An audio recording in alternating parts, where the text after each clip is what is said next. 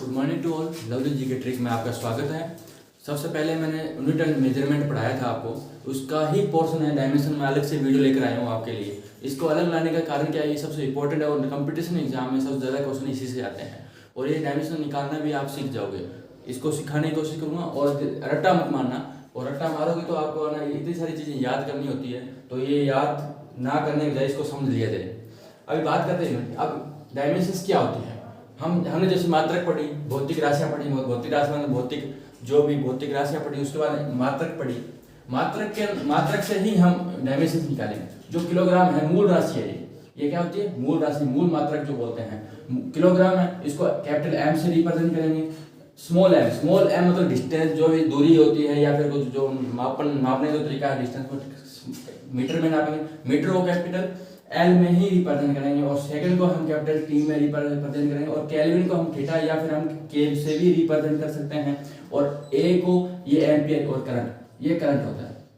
Current का पता ही है आपको, एम्पियर जो भी है, एम्पियर में इसकी ऐसे यूनिट एम्पियर होते हैं। और करंट का मतलब क्या है, क्यू बटे टी, इसका हमेशा याद रखना। करंट क्या होता है, क्यू बटे टी होता है। अब आप समझते हैं, और ऐसे हम सबसे पहले शुरुआत करते हैं एरिया से, क्षेत्रफल से शुरुआत करते हैं। क्षेत्रफल क्या होता है, लंबाई गुना चौड़ाई होता है दोस्तों। लंबाई गुना चौड़ाई को हम लंबाई गुना चौड़ाई एल, लेंथ इनटू ब्रेथ, तो एल को डिस्टेंस मीटर में नापेंगे। मान लीजिए ये एक कोई आयत है, कोई वर्ग है, इसका जो लंबाई ये है एल है और ब्रेथ बी है, इसको भी हम, इसकी जो ऐसा यूनिट होगी वो मीटर में होगी और इसकी भी मीटर में होगी। इस मीटर को नापने के लिए हम कैपिटल एल यूज करते हैं। इसको एल इंटू ब्रेथ भी क्या है, मीटर में, तो कैपिटल एल होगा, तो ये एल स्क्वायर हो गया। इसका बराबर मतलब मीटर स्क्वायर होगा। ऐसा यूनिट क्या होगी, मीटर स्क्वायर। आपको अगर ऐसा यूनिट पता होगी या इसका फॉर्मूला पता होगा, इससे आप ऐसा यूनिट निकाल पाओगे। ऐसा यूनिट निकालने के बाद आप ऑटोमेटिकली वी में सूत्र निकाल पाओगे, इसको रटने की जरूरत नहीं है। इसके बाद बात करते हैं हम एरिया के बाद आते हैं वॉल्यूम। दोस्तों वॉल्यूम क्या है, वॉल्यूम है आयतन, और आयतन हम कैसे निकालते हैं, इसका फॉर्मूला क्या होता है, लंबाई गुना चौड़ाई गुना ऊंचाई। दोस्तों याद है आपको, ये हम मैथ के अंदर ही पढ़ते हैं, एडवांस के अंदर, मेंसुरेशन के अंदर। लंबाई गुना चौड़ाई गुना हाइट, ऊंचाई होती है, और इसको एल से रिप्रेजेंट करेंगे क्योंकि ब्रेथ भी तो एल है। इसको m इंटू एम, तो m क्यूब हो जाएगा ऑटोमेटिक दोस्तों। जब m क्यूब होएगा तो इसको कैपिटल एल, तो ये कैपिटल एल, m को कैपिटल एल से और कैपिटल एल से, तो ये l क्यूब हो जाएगा। तो इसका v में सूत्र क्या बनेगा, m0 l3 t0 भी लिख सकते हैं हम।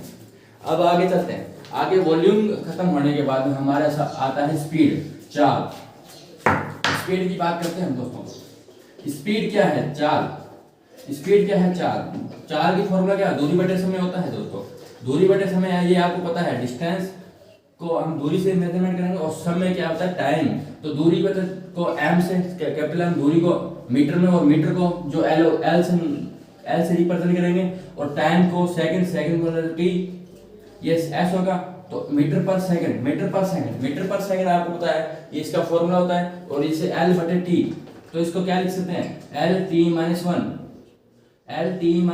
लिख सकते हैं दोस्तों। अब बात करते हैं वेलोसिटी की, वेग की बात करते हैं। वेग के v में सूत्र कैसे निकालेंगे, वेग क्या होता है, डिस्प्लेसमेंट बटे टाइम। डिस्प्लेसमेंट क्या होता है, हमने दूरी को डिस्प्लेसमेंट भी किससे नापेंगे, दूरी से। अब डिस्प्लेसमेंट क्या होता है, इसके बारे में थोड़ा विस्थापन के बारे में समझ लेते हैं। मान लीजिए एक ए पॉइंट है और एक बी पॉइंट है। मान लीजिए मैं यहाँ से शुरुआत हो गई, बी पॉइंट पर पहुंचा, जो मिनिमम दूरी होगी सीधी रेखा में गमन करने के बाद में, इसी को ही हम विस्थापन कहते हैं। या फिर मैं इससे ए से बी ऐसे भी जा सकता था, ए से बी मैं ऐसे भी जा सकता था, लेकिन ए से बी जो मिनिमम दूरी होगी उसी को विस्थापन कहते हैं दोस्तों। विस्थापन बटे समय ही वेग होता है। अब वेग होता है m बटे s, मीटर को, और s समय को टाइम से, सेकंड से, तो m बटे s। तो वैसे ही जो वॉल्यूम हमने निकाला था स्पीड के लिए, हमने मीटर पर सेकंड के लिए v में सूत्र निकाला था, वैसे ही हमारा वेलोसिटी का ही v में सूत्र वैसा ही आएगा। अब बात करते हैं एक्सेलरेशन। अब एक्सेलरेशन क्या होता है, इसके बारे में बात करते हैं। एक्सेलरेशन क्या होता है, मीटर पर सेकंड स्क्वायर, इसका ऐसा यूनिट होती है, ऐसा यूनिट मीटर पर सेकंड स्क्वायर होता है। ये कैसे निकला, मान लीजिए वेग है, इसको dy dt के सापेक्ष अगर आप अवकलन करेंगे एक बार, अवकलन करेंगे तब हमारा जो निकलेगा मीटर पर सेकंड स्क्वायर dt स्क्वायर, मतलब dt स्क्वायर dv बटे dt स्क्वायर, dv बटे dt स्क्वायर। तो अब हमारे पास निकलेगा मीटर पर सेकंड स्क्वायर। अब इसको बीमीय सूत्र कैसे बनाएंगे हम, आप आराम से ध्यान से इसको देखते रहो ताकि आपको अच्छे से मेमोराइज हो जाए और अच्छे से आपको रट्टा मारने की जरूरत नहीं है, इसको समझने की जरूरत है दोस्तों। मीटर पर सेकंड स्क्वायर, मीटर को हम कैपिटल एम एल से रिप्रेजेंट करेंगे दोस्तों, और सेकंड को हम कैपिटल टी का स्क्वायर। अब कैपिटल टी स्क्वायर ऊपर जाएगा तो एल टी माइनस 2, ये एक्सेलरेशन हो गया दोस्तों।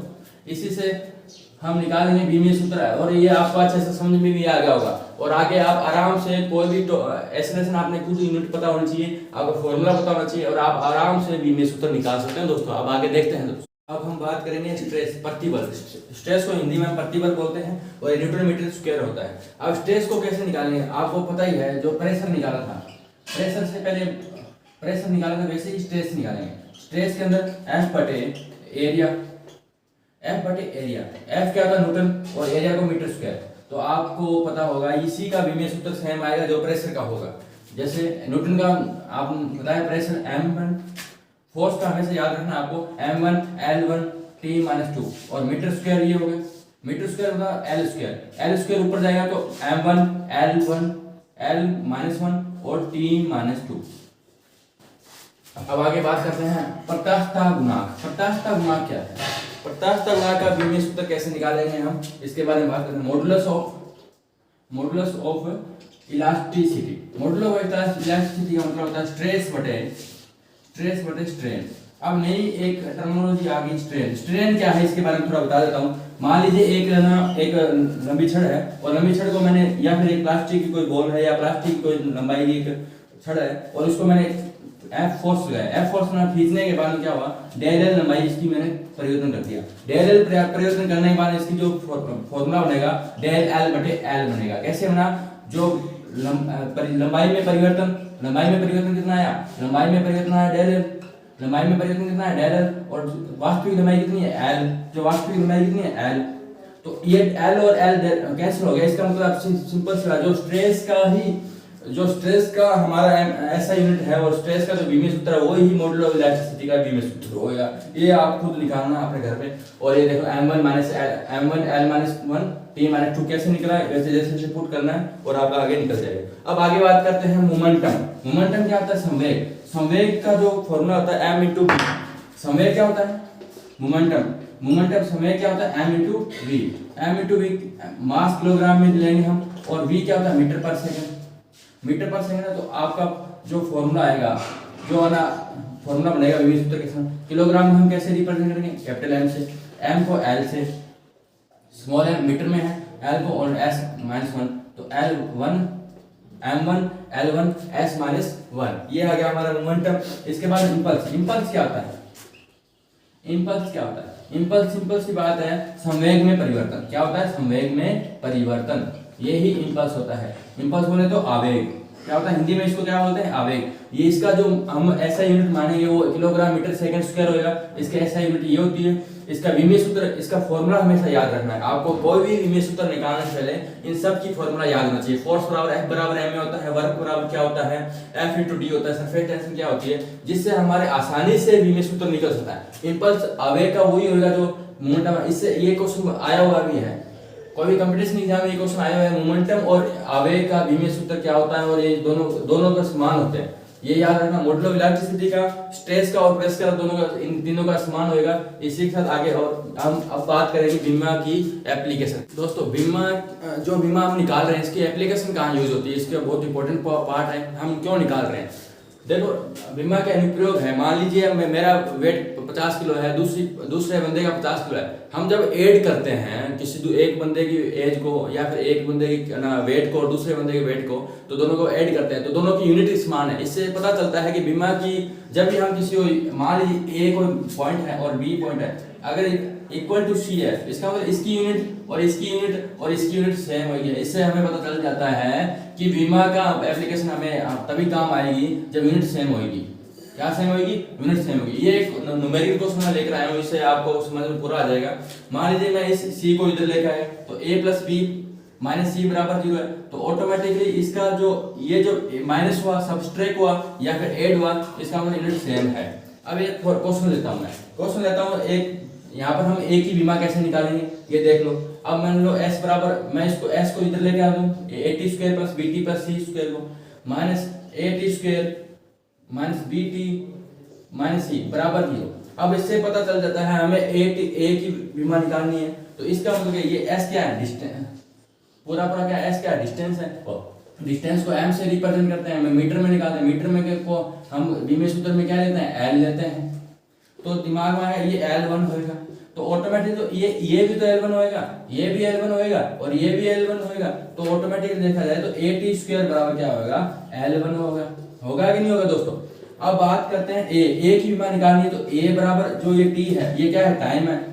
क्या है, टाइम। ये क्वेश्चन में दे रखा है टाइम है, तो ऑटोमेटिक ये जो टी है ये नीचे टी स्क्वायर जाएगा, टी स्क्वायर L1 नीचे ऊपर आएगा, और टी जो कैपिटल टी लेंगे हम इसको, कैपिटल समय सेकंड को कैपिटल टी स्क्वायर आएगा। ये जब टी स्क्वायर ऊपर जाएगा क्या आएगा, L1 टी माइनस 2। इसी प्रकार हम बी की भी बीमा निकाल सकते हैं। बी की बीमा कैसे निकाल सकते हैं, बी टी बराबर क्या होगा, L1, वही जो सेम प्रोसेस हो गया, क्योंकि ये भी तो सेम है, क्योंकि इसकी यूनिट सेम होगी तभी इसी की यूनिट सेम होगी, तभी तो ये ऐड होगा या फिर जुड़ेगा या फिर घटेगा। तो ऑटोमेटिक बी की बीमा सूत्र कैसे आएगा, L बटे टी, तो ये टी ऊपर जाएगा, L बटे टी का -1। ये क्वेश्चन पूरा हो गया दोस्तों। ये हम बीमा के अनुप्रयोग पता चल गए, हमें एप्लीकेशन कहाँ यूज करते हैं इसका भी आपको पता चल गया होगा। अब हमारे चैनल को जरूर सब्सक्राइब करना, लाइक करना और शेयर करना, ज़्यादा से ज़्यादा करोगे तो ज़्यादा लोगों को प्रॉफिट मिलेगा, स्टूडेंट को प्रॉफिट मिलेगा। Thank you.